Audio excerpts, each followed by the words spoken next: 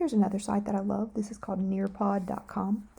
This, again, is one of those sites that you can choose how involved you want to get. Creating your own classes, just using it on the fly, making your own Nearpods, using the Nearpod library, whatever you choose to do.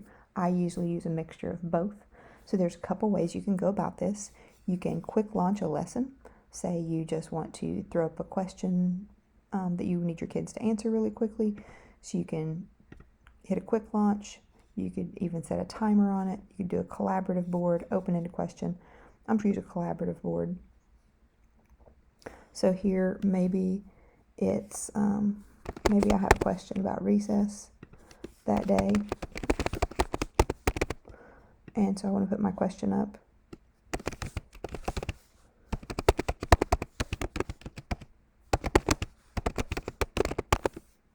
So I asked them if they prefer a movie or a game.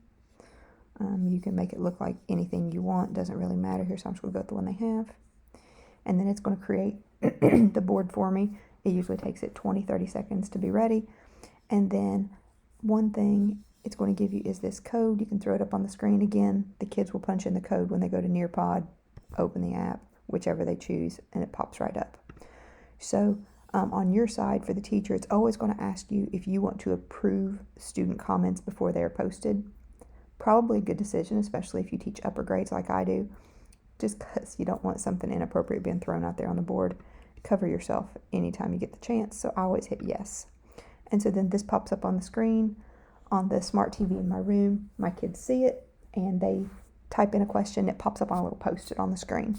It's that simple. Since I'm at home and it's summer, of course, I'm not going to get any responses, but that's what you would do. So then when you're finished, you just click on Nearpod again. You can see a report to see everyone's answers really quick. Don't have to count them, it'll tell you. Or you click here also to end the session. So when you end, of course, it'll ask you if you're sure, and you click yes. So that's one way you can do a quick launch. Something I like to do is I create folders for mine. So here's one that I created in my science folder that we did on food webs. When you click on them, you're always going to get your options. You can participate in a live Zoom, a live participation, or student paced. You can also go here to edit your work, but I'm just going to go here to show you what it looks like. So I'm just going to hit preview. And then also it's going to give me other related options that are based on part of my search. But so I'm going to look at my one that I created. So you can see here I started out, I created some vocabulary that we could read together in class. So again, we'd be doing this, I'd have kids do this. On this one now it even tells them, because it's interactive, so it gives you instructions, match each picture to the correct term. So they would click on one and then decide, what is he? He's not the apex predator, he's just, let's see, let's click on, all right, there we go, that's what it looks like if you get them right. So we can go through here. You can see I've also inserted a video from a website that I use, and they will actually, at these blue dots right here, they're going to stop and ask the kids questions.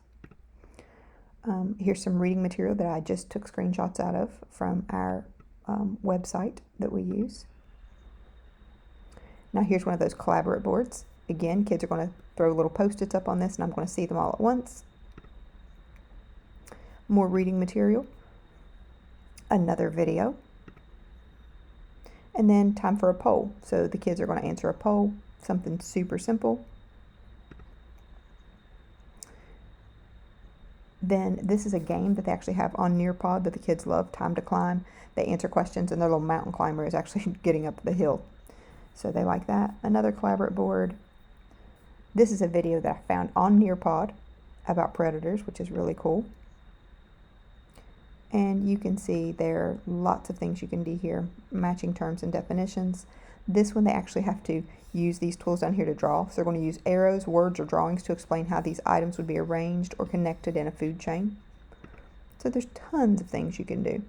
What role in the food web does an eagle play? So you have open-ended questions. There's just really no end to the options that you can create on Nearpod. So this is another great resource that you might want to use. Again, you can use these as detailed as you want them, or you can make them as simple as you want.